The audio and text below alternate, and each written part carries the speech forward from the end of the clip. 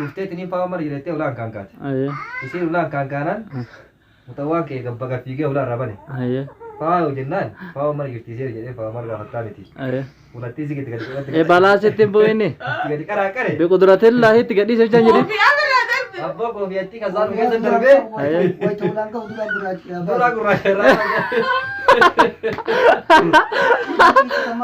Maal yoo isin jettu dhiisii oduu dhiisiiti. Oseen inni wannoo si jeesee hurki si jeesee uffata gaafatta ganaa Fuula gaafatta. si jeesee abbaa baali baay'ee dubbataa miti.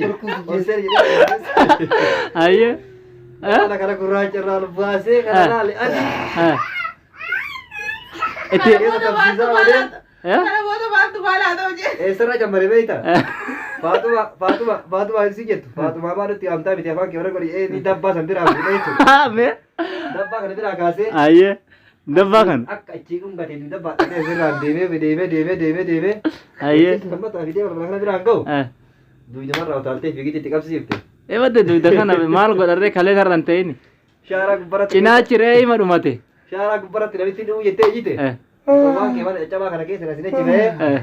Isiis barbaada. Achi dhokattee jecha. Isii barbaacha abboo. Intalli uu jettee ijitee masarri matarra hin jiru mataan qulla. Ayyee. Wanti taaturra hin jiru shirrixii mamaari jedhan kana baalto. Ayyee. Baalto irra hin jiru. Ayyee. Yoo isiin nama waamattee itti dhuftin asirraa hin bahe tare mana qullaa malee waa takka hin jira. Ayyee. Maal taate abboo sheexaana si qabate. Ayyee. Sheexaana maal ijaarsa tokko isin naqabe. Akkam. Inni fiigite itti qabsiise. Silaa meesha akka dirii dhugam jirtu nu hima isin amma yeroo san sila maal godhu yeroo isin qabdan sun.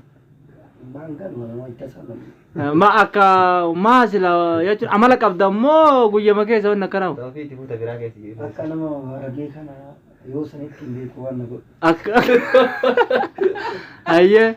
Isin mee amma fakkee umrii tanaan mee amma fakkeenyaaf umrii tanaan kinu yoo achi isin laallee namu guddaadha. Sila akkam sila qaayidaan kun fi akka shayxaanaati moo akkuma amalaa kan? Wanti shayxaanuma waan ta'eef. Akka amalaati na fakkaate garuu. Wanti shayxaanuma taate aslumallee hin qabu wanti tuni nama keessa na eegalte beekti. Ayyee.